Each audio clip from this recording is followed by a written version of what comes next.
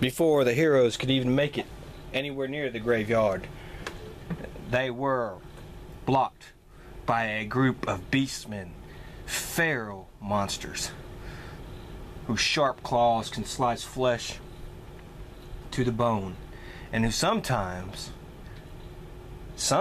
could even attack more than once. It's a good thing our heroes had their brand new weapons. And so Averick Albright was going to attack first. Averick spent his fatigue and rushed forward, eagerly waiting to test out his new iron battle axe. And he attacked the beastman in front of him with it. And it was a powerful blow. The beastman reeled back and fell to the ground, dead. Wasting no time, Averick turned to the one next to him and attacked again with his mighty battle axe. And he hit again as well. And this beastman fell to the ground as well, unable to take the blow given to him by Averick Albright. Not wanting to be outdone and eagerly anticipating trying her weapon as well, her little brand new iron broadsword, she moved fatigue and went up to the beastman, and she attacked it with her brand new steel broadsword. But overly anticipating, she missed. The beastman was quick enough to move out of the way, so she reared up and attacked again, and this time she hit it. But it was a blow that the beastman was able to defend. And so, obviously, Janet Fairwood needed more practice with her steel broadsword. Crispin the Thirsty moved up to the head beastman and spent a fatigue to do so. And he attacked with his chipped great axe, never failing him yet.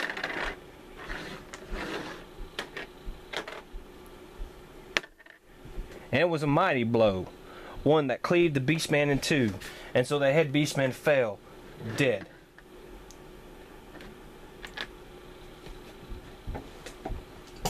And so Lorik contemplated what he could do.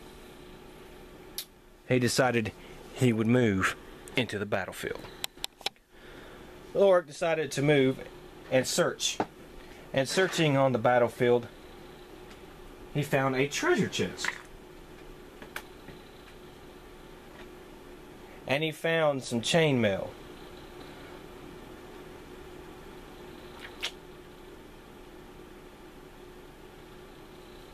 Unable to use it at this time because he could not use runes if he decided to use it.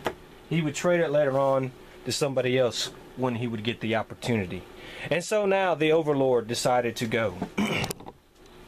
And the Overlord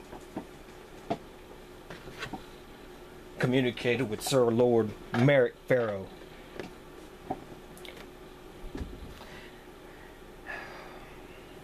And Merrick Farrow decided to move adjacent to one of the gravestones.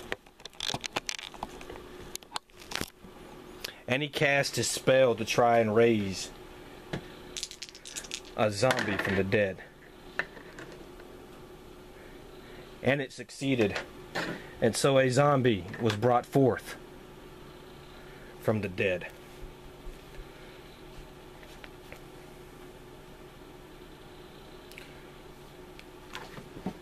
And the Beastman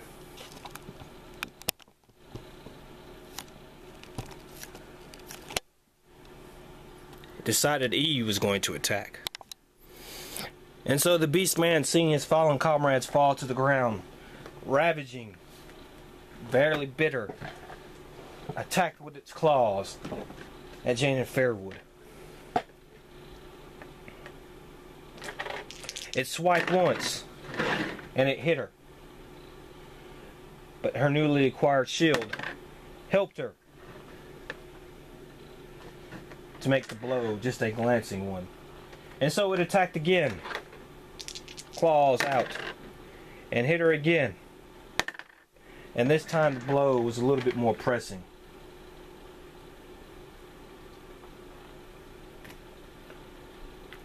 But they had not forgotten about the flesh molders,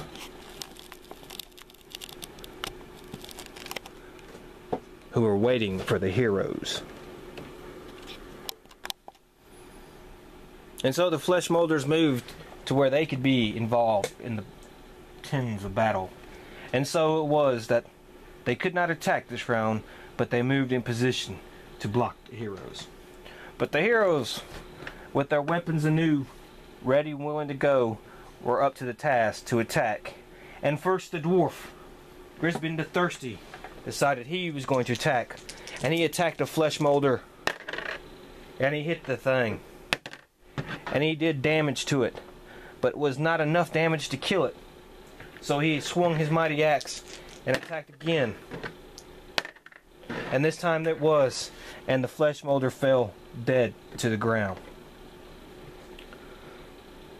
Leoric of the book decided he was going to join in the fray and attack. And he got his rune ready, and he shot it at the flesh molder next to him. And he hit a good blow.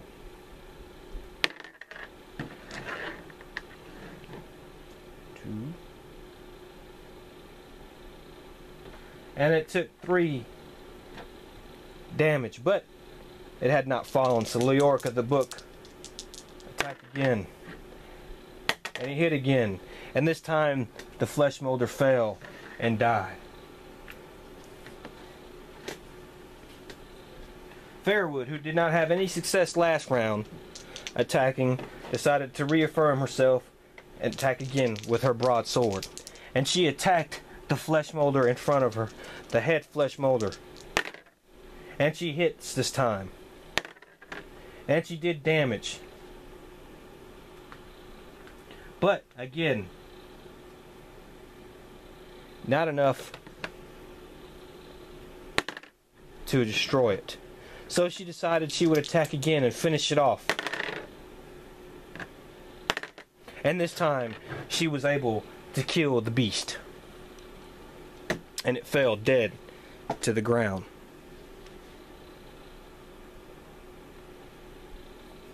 Alvaric moved. He attacked the beast man in front of him, hoping to finally finish off this beast monster. And he hit it.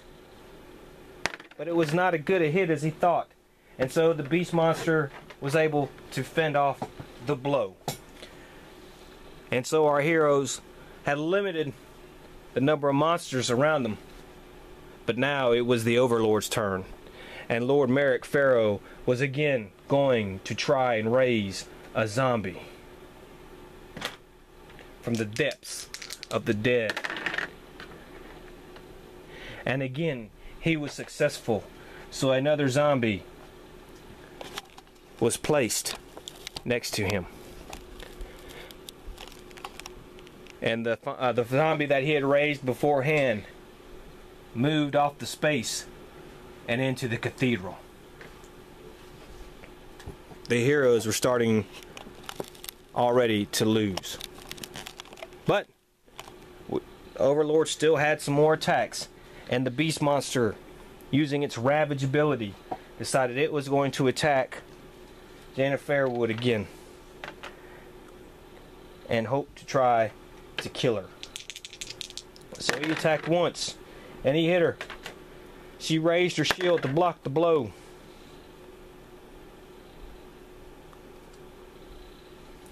But it was a good blow, good enough to hit her and wound her really good.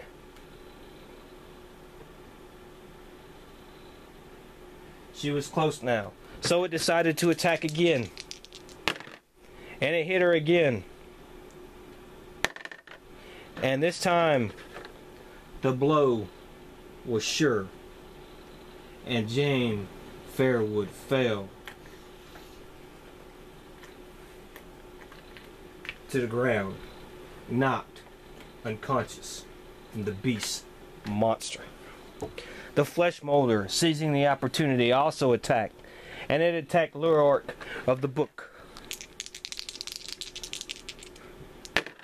and it hit. And Leoric of the book tried to defend himself, and it was a decent defense.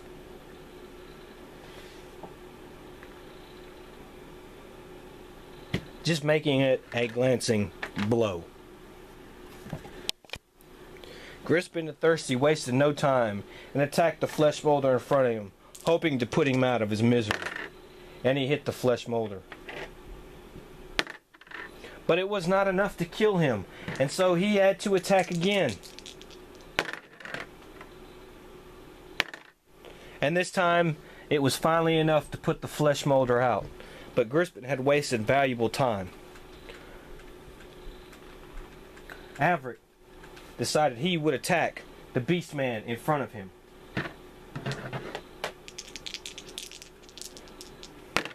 But he missed, and so he attacked again, but this time it was a hit.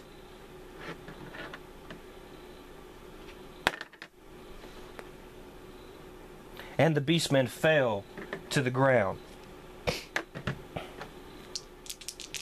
Fairwood tried to revive herself,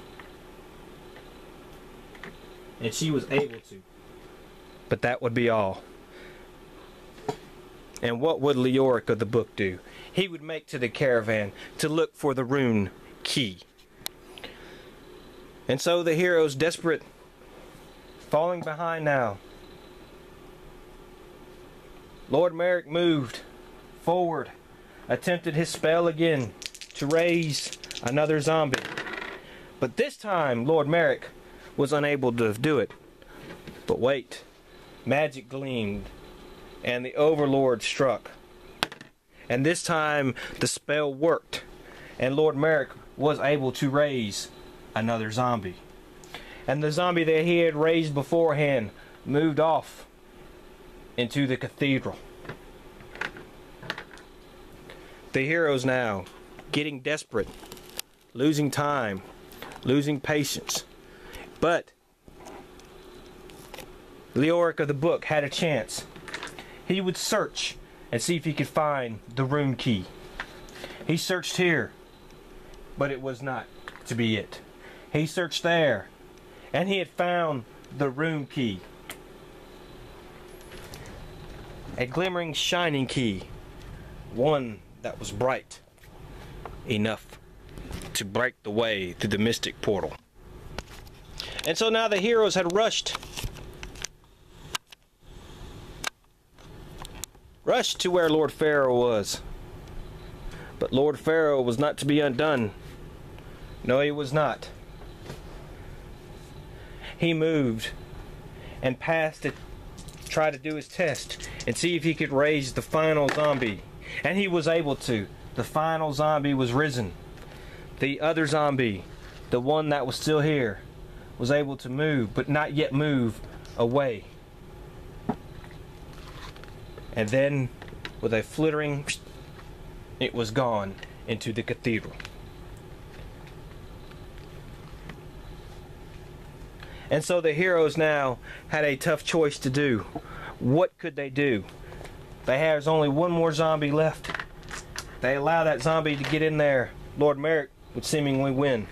And so Crispin the Thirsty decided he would try to put short Lord Merrick Pharaoh, and he attacked with his great axe, and he hit, and he did do some damage.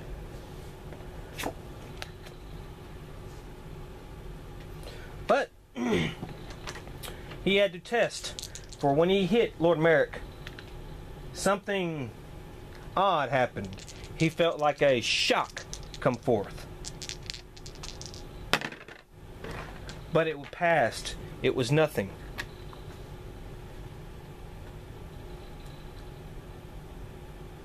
Jane Fairwood moved forward one to attack with her broadsword. She would try to kill the zombie in front of her.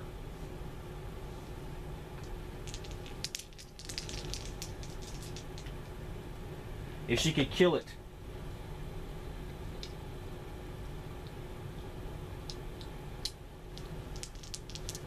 she might have a chance. She hit the thing. Would it be enough? It would, and the zombie fell dead. But Lord Merrick looked at him. That should do it, gloats Lord Merrick, as the last of his zombies shambles through the door. Prophecies and curses, ha! There's always a way around him. There, in a flash of light and a puff of smoke, and then he is gone. From within the cathedral you hear the crash of breaking glass. The cardinal is in danger. And so our heroes were able to kill the final zombie, but Lord Merrick had done his job. He had gotten 3 in the cathedral and was now in there. So the heroes had no choice but to rush in there and help save the cardinal.